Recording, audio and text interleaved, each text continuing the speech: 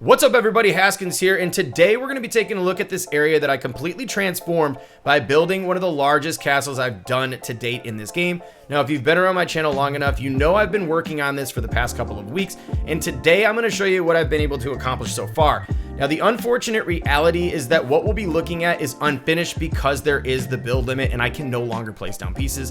Now, I do have to say I am extremely happy with how much I've been able to get done, but also frustrated at the same time. So if you think Lego Fortnite should lift the build limit, go ahead and give this video a thumbs up. And if you'd like to see this project completely finished, make sure you subscribe to the channel. Let's get right into the build. So before we look at the main castle, we're going to start where everything began. Now you can see here I built a tower and a pretty large stair set that leads all the way up to the main castle. Now the main motivation for this particular build was that if I decided to ever have anybody come visit the castle, there was a little bit more of a suspense as you worked your way up the side of this mountain and towards the main castle. And now this was just using a combination of some of the majestic banners as well as the Lion Knights Castle bundle, and I added some of the bright bomber lights underneath the stairs to give it more of a kind of gothic fantasy feel overall.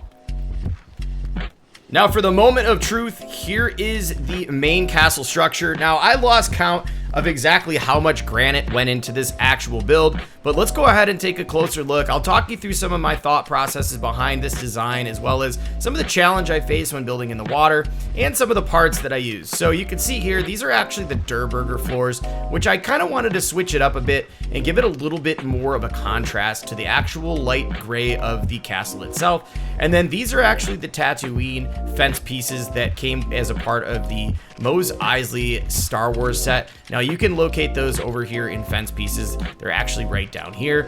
Super nice fence piece to overall go with the aesthetic of this castle. And at the main entrance here, we've got some statues.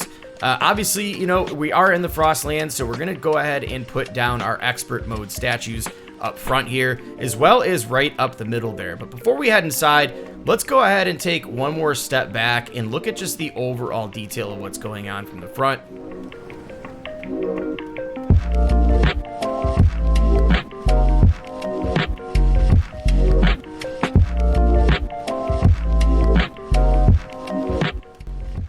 Now let's also take a walk around just to see what's going on around the perimeter of the castle itself. Now you can see we have a combination of these more squared up defensive towers, as well as these rounded ones with these spiked spires up at the top and some windows. Now the overall detail of these walls were inspired by Jin's, so I will go ahead and link his channel in the description. You have to check out his Hyrule Castle. It is absolutely where I drew inspiration from this particular castle build, especially these rounded angled spires here. Now that was quite a challenge to get in, as you can see here, I actually had to start by burying these into the water. And if you place these in the wrong spot and you don't have a blaster like I did, there's not any chance of getting those broken down. So you have to be very careful with the placement of those pieces. And you can see the overall wall design is consistent all the way around. Now, the way I was able to accomplish this detailed look here was just simply by making sure that I was dividing each one of these sections of walls by insetting those half wall pieces and moving them back to give it a little bit more depth and textures overall.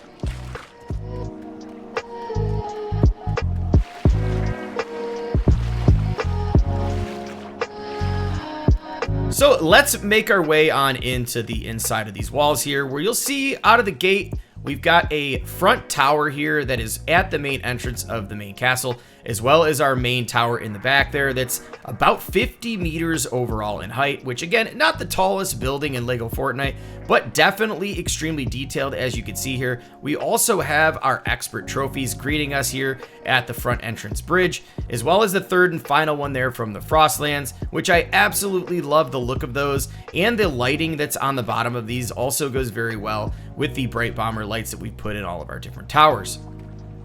One thing definitely worth mentioning is if you look at the wall behind me here, it is extremely detailed, just like the front side of the defensive walls, but then if you start to make your way around, you'll notice that they are not detailed. Now, the reason for this was I am well aware that this game has its limits when it comes to build complexity, so I tried my best to not overdo it on the interior walls, but unfortunately, we still hit that anyways. Now, in current state, you'll notice it says up top there, too many builds nearby, try somewhere else. I cannot build anywhere on the inside of these walls anymore, and it doesn't even give you a warning, which is quite the bummer. But we're going to just continue to tour and talk about this castle. Hopefully we can get some additional build limit here shortly so we can finish this thing and make it what it was intended to be. So let's talk about these walls here. They're basically the same as the exterior defensive walls. The only difference was these central pieces here I actually bumped out rather than pushing them into the wall. So it just gave it a little bit of a different look overall. Again, we have these towers here. Now the difference between these and the front towers is that I added these little additional bump outs here that I think look quite nice, including the window there up at the top. And then the same thing goes for the walls all the way around the exterior. They are pretty much the exact same design as the front, just trying to keep an overall consistent look. But in this side and the opposite side, we did actually add those windows evenly spaced all the way across from the front side all the way to the rear of the castle. All right, so let's head on in and head on up to take a look at the rest of this castle.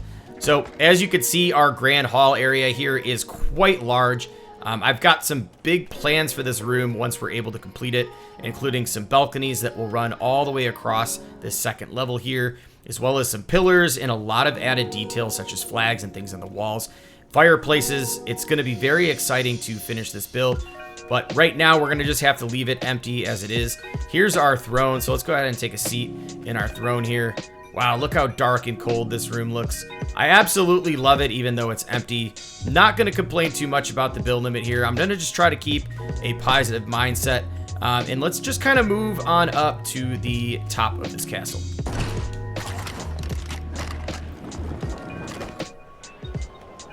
All right, so let's go ahead and swing up around the front of the second level here. Now, if you look down, this is actually the main entrance here. And this is the tower where we actually walk through the door of the main castle here.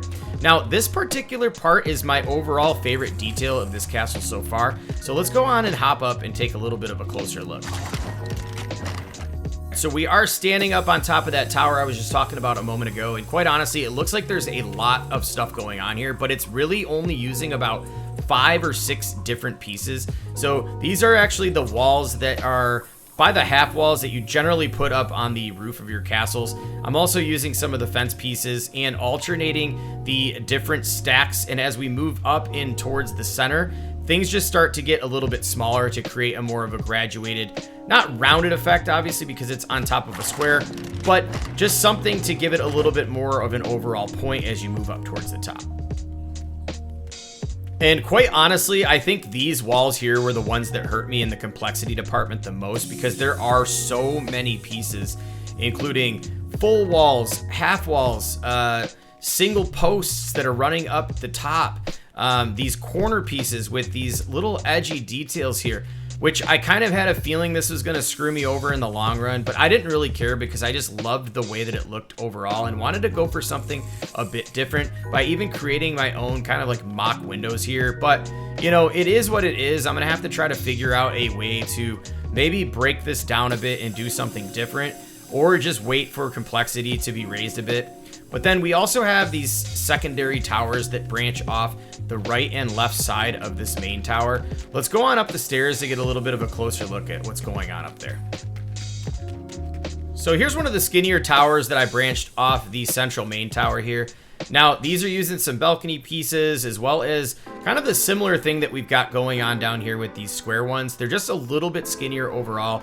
And then for the actual spire and spiky part up on the top, I went with something very similar to how I did here over on these rounded towers. And overall, I like the way that this really gave a little bit more width to the main tower and just a little bit more of an aggressive look from looking from the actual front of the castle. And we've got the exact same thing going on over here on the other side. The only difference here was I was unable to get those balcony pieces branching off here before hitting the build limit. So those are missing those at the moment.